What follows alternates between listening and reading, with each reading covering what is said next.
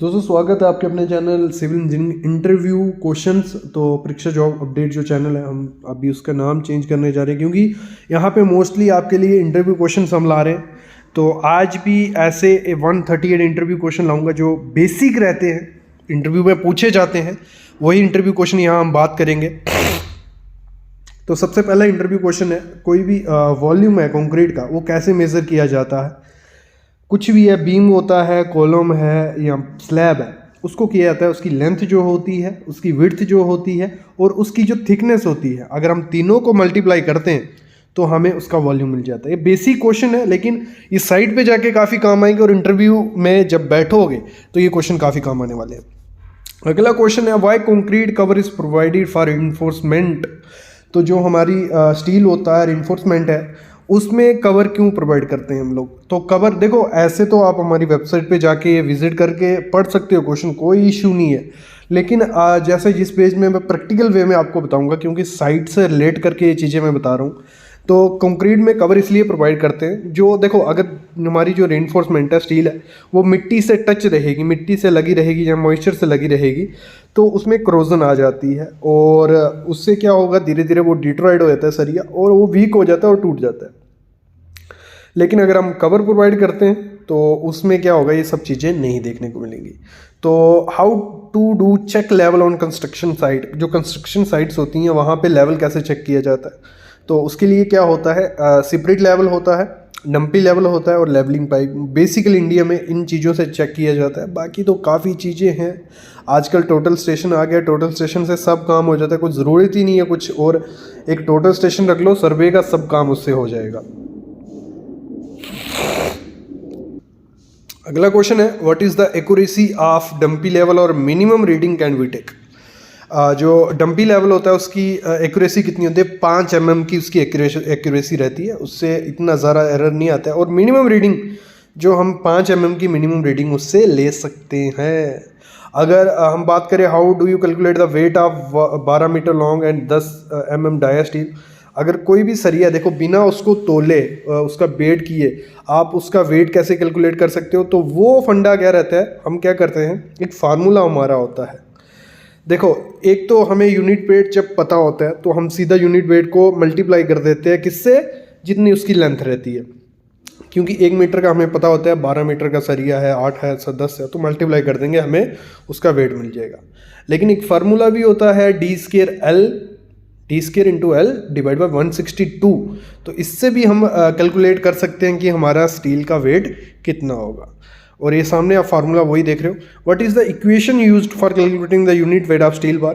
तो इस इक्वेशन की हेल्प से हम कैलकुलेट कर सकते हैं। डी स्केयर क्या हो गया, डी हो गया हमारा डाया, जो भी डाया है हमारा 10 mm का बार है या 20 है, 30 है, 32 है, तो उसका स्केयर कर देंगे, डिवाइड कर देंगे 162 से, और वो पर मीटर की लेंथ निकल जाएगी। और अगर हम डी स्केयर इंटू एल जो भी आपकी लेंथ है उसको मल्टीप्लाई कर दोगे तो आपको उस लेंथ की भी मिल जाएगी।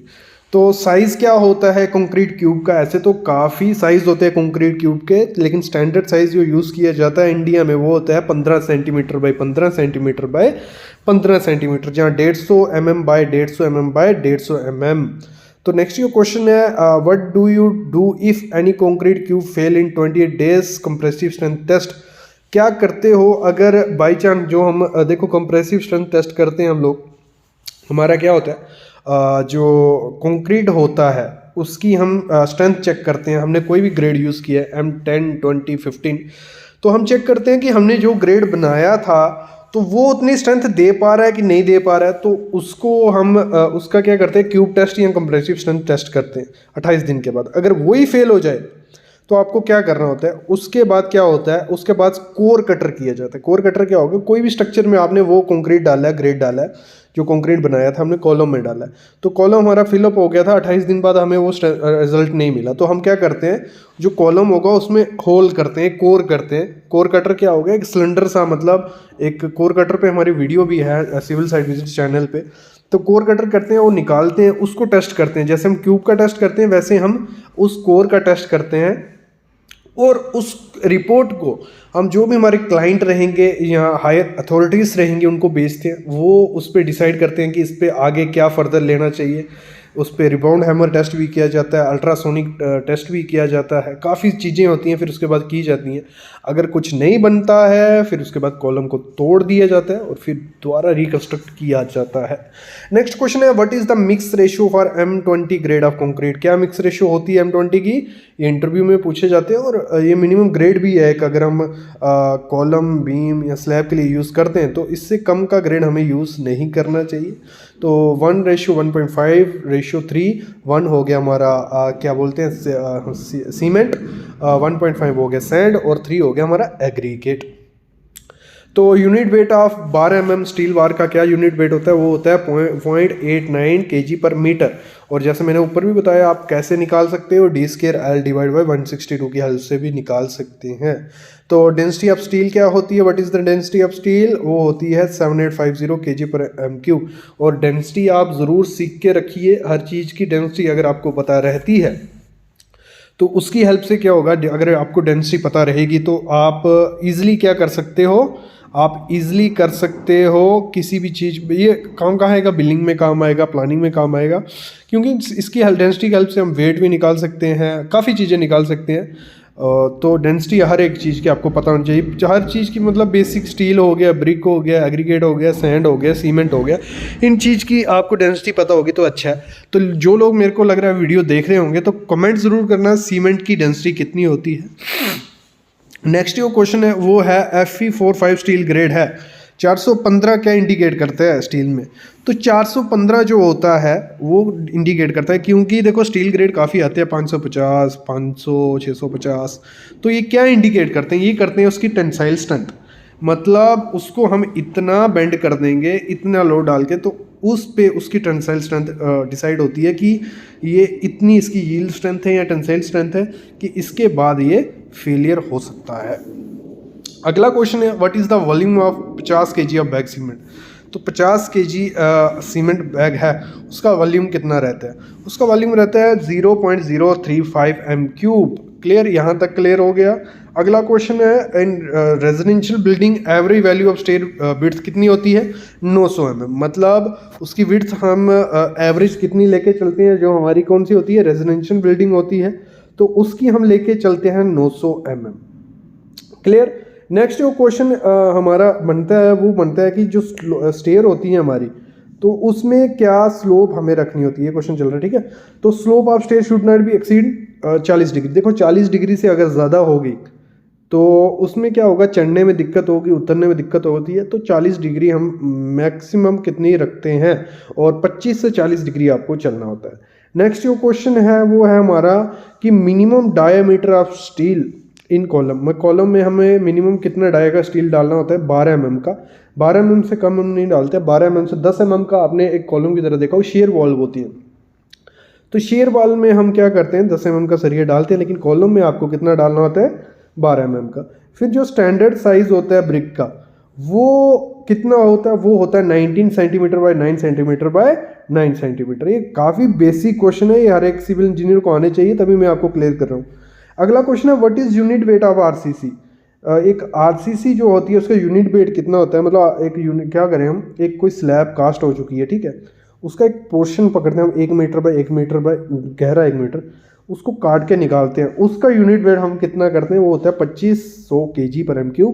और एक काम कहाँ आएगा आपको? काम आता है, कोई भी चीज़ है, लगा लो कोई स्लैब है हमारी, उसका वो अप्रोक्स 10 m3 हो रही है, और हमें उस पर डिसाइड करना है कि हम नीचे शटरिंग किस हिसाब से लगाएं, क्या लगाएं। तो हम 10 m3 को 2500 से मल्टीप्लाई करेंगे तो हमें मिल जाएगा टोटल वेट हमारा इतना टन हो रहा है। तो हमें ऐसी शटरिंग नीचे करनी पड़ेगी, ऐसी चीज़ लगानी पड़ेगी कि हमारा जो शटरिंग होगी वो फेल ना हो।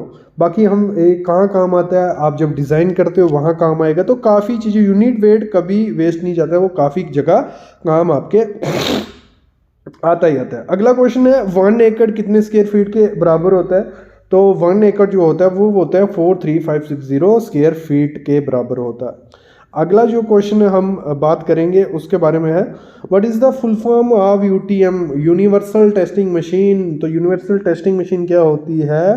जिसकी हेल्प से हम टेस्ट करते हैं, क्यूब टेस्ट हो गया, नहीं वो सीटीएम। तो यूटीएम यूनिवर्सल टेस्टिंग मशीन हो गई।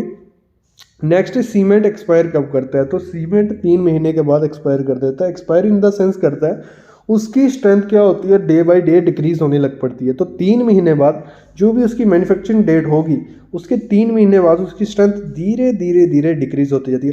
और ये जो सब चीज़ें मैं आपको बता रहा हूँ इस पे प्रैक्टिकली वीडियो हमारे, मैं अभी को मेंशन कर दूँ, सिविल साइड विजिट जो चैनल है हमारा 1000+ वीडियोस हो गई हैं और प्रैक्टिकली सब चीज़ें हमने वहाँ क्लियर की हैं बच्चों के लिए।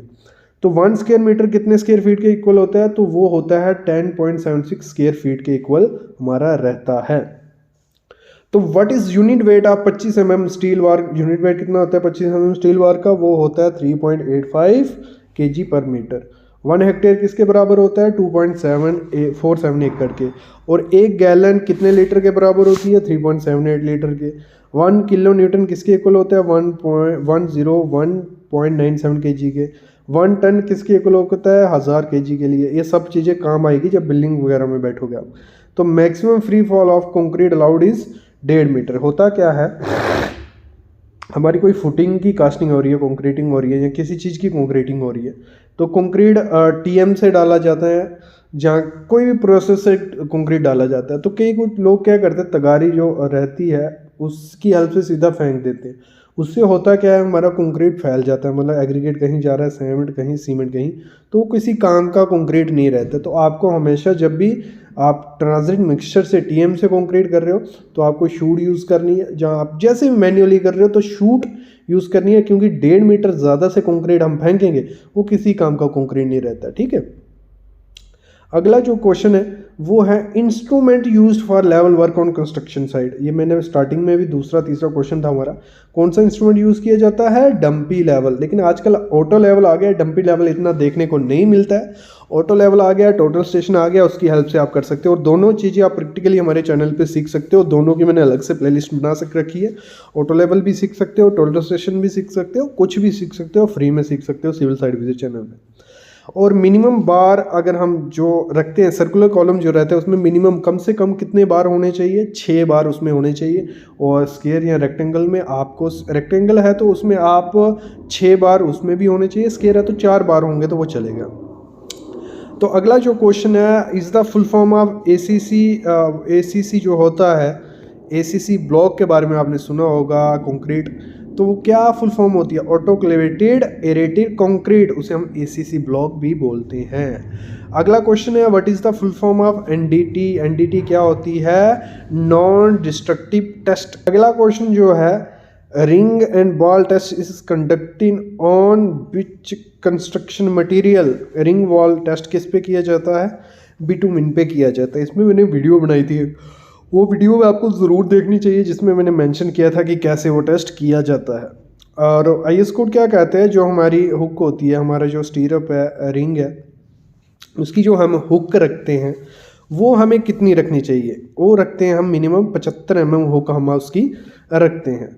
अगला क्वेश्चन है, what is the extra length in bent up bar. जो बेंट अप बार होती है उसकी कटिंग एक्स्ट्रा लेंथ कितनी होती है, हमें जो भी कटिंग लेंथ देनी होती है। देखो हमारा 12 मीटर का सरिया आ रहा है, लेकिन बीच में हमें उसे बेंट अप देने हैं, तो उसको हम करते हैं 0.45 से मल्टीप्लाई कर देंगे, तो उससे हमें वैल्यू मिल जाती है कि हमें एक्स्ट्रा कितनी रखनी है। लीस्ट काउंट कितना होता है डंपी लेवल का, ये मैं पहले बता चुका हूँ, 5 mm उसका होता है। A first class brick should absorb water more than 20%।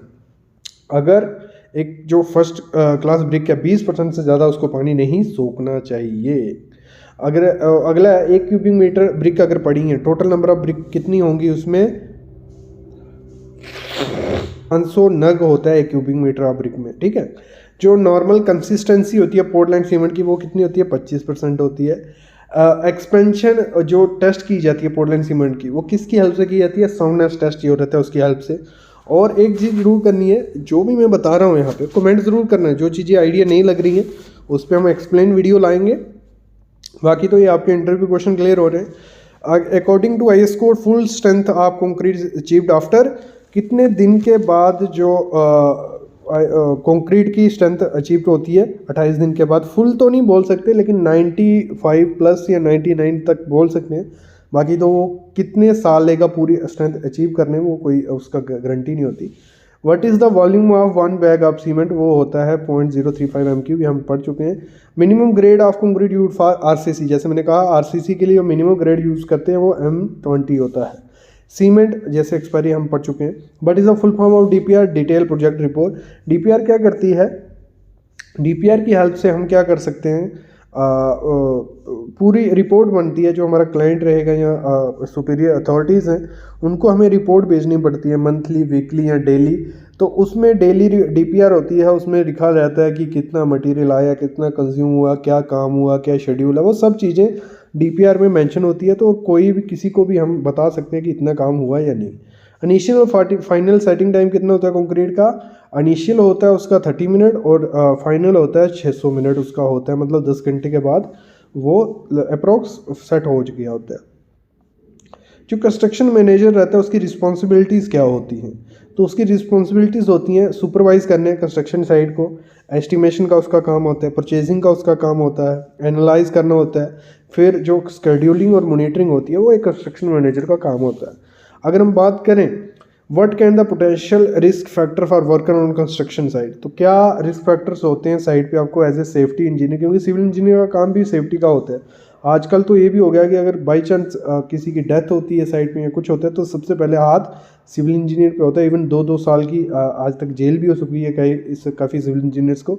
तो सबसे पहला रिस्क होता है गिरने का, हाइट से गिरने का, तो उसके लिए सेफ्टी बेल्ट्स होती हैं। सेफ्टी बेल्ट्स आपको जो भी पीपीज होती हैं वो एज ए सिविल इंजीनियर आपको प्रेफर करनी है कि वो जो आपके लेबर है वो पहन के ही काम करे। बाकी सेफ्टी इंजीनियर वहाँ है, आप सेफ्टी इंजीनियर को गाइडेंस दे सकते हो कि ये ऐसे नहीं हो रहा है उससे, बाकी सेफ्टी इंजीनियर का वर्क रहता है। लेकिन ओवरऑल रिस्पॉन्सिबिलिटी जो इंजीनियर की रहेगी, जो एग्जीक्यूशन इंजीनियर रहेगा उसकी रहती है।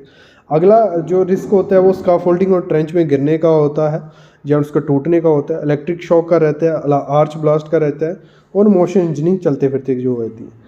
और हाइब्रिड फाउंडेशन क्या होती है, इसके बारे में किसी को पता है? तो हाइब्रिड फाउंडेशन होती है जिसमें सेटलमेंट के चांसेस काफ़ी ज़्यादा होते हैं। हाई राइज बिल्डिंग जो रहती है, ठीक है, हाई राइज बिल्डिंग के क्योंकि लोड काफ़ी ज़्यादा बढ़ते जाता है कि जितनी स्टोरेज जाते जाएंगे नीचे मिट्टी की उतनी बेरिंग कैपेसिटी भी होनी चाहिए। तो बेरिंग कैपेसिटी तो होती है, लेकिन फिर भी हम क्या करते हैं एक मतलब वो सेफ्टी फैक्टर लेके चलते हैं कि एक हाइब्रिड फाउंडेशन डिज़ाइन करते हैं कि थोड़ी भी, क्योंकि अगर बड़ी बिल्डिंग में थोड़ी भी सेटलमेंट हुई तो क्रैक्स बढ़ते बढ़ते काफ़ी बड़े क्रैक्स हो जाते हैं। तो उसके लिए हम क्या करते हैं, हाइब्रिड फाउंडेशन प्रोवाइड करते हैं, जिसमें पहले क्या होता है, पहले पाइल्स डाली जाती हैं, मतलब पाइलिंग की जाती है, उसके ऊपर मैट फाउंडेशन कर दी जाती है। तो दोनों को मिला के जब कर दिया जाता है तो सेटलमेंट के चांसेस काफ़ी ज़्यादा कम हो जाते हैं।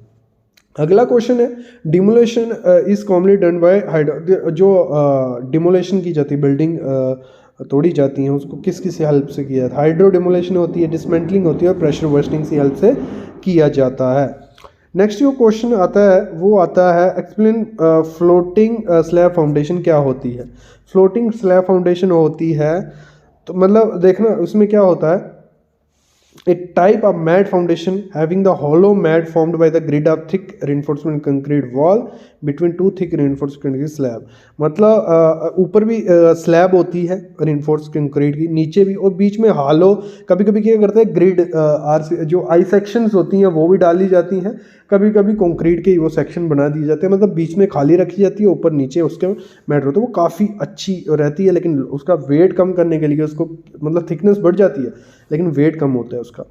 फ्लैशिंग क्या होती है? फ्लैशिंग होती है एक पोर्शन होता है, मतलब हमारा अगर हम बात करें, आपने इंडिया में तो नहीं होता, फॉरेन में चिमनीज देखी होंगी, तो वो बाहर को रहती है, उसको ढक दिया जाता है अंदर पानी न जाए। तो ऊपर जो कोई भी ऐसी जगह है जहाँ से पानी अंदर घुस चलता है, उसका हम ऊपर उसको प्रोटेक्शन दे, तो उसे हम फ्लैशिंग भी बोलते हैं। तो वो चीज़ है फ्लैशिंग। कोपिंग भी बोलते हैं, कोपिंग भी वैसी चीज़ आ गई थोड़ा बहुत। अगला क्वेश्चन है but can be the face inspection done by local authority while construction. तो क्या क्या चीज़ें आपको देखनी होती हैं? पहले इंस्पेक्शन करनी होती है साइट की, फिर जो फर्स्ट और प्री इंस्पेक्शन रहती है वो होती है, फिर फाउंडेशन की इंस्पेक्शन की जाती है, फ्रेमिंग इंस्पेक्शन की जाती है। तो बेसिकली यही काम रहता है जब भी हम काम कुछ स्टार्ट करते हैं। अगला out of some of the inspection done after the completion of construction, list out some of the checking inspection done exterior side of the construction। तो जो साइड की देखो कहीं भी कंस्ट्रक्शन होने जा रही है तो हमें बाकी की चीज़ें भी देखनी होती हैं कि इस कंस्ट्रक्शन से क्या इफेक्ट होगा, क्या चीज़ें क्या नहीं। तो स्टॉर्म सीवर सिस्टम आपको देखना होता है, आपको सेफ्टी प्रोविज़न, टेरेस, पोर्च और एरिया वेस्ट देखनी है, एसेसरीज देखनी है बिल्डिंग की, ड्रेनेज, रिटेनिंग वाले, ये सब चीज़ें आपको देखनी होती हैं। अल्टरनेट बिड क्या होती है? अल्टरनेट बिड आपको एक एज ए सिविल इंजीनियर ज़रूर पता होना चाहिए। तो अल्टरनेट बिड होती है, alternate bid is a proportion stated in the bid to be subtracted और summed from the base bid amount. तो अल्टरनेट बिड उसमें होता है कि कुछ चीज़ें माइनस भी की जाती हैं, कुछ चीज़ें ऐड की जाती हैं, जो हमारी बिड पहले रहती है उसको हम अल्टरनेट बिड बोलते हैं।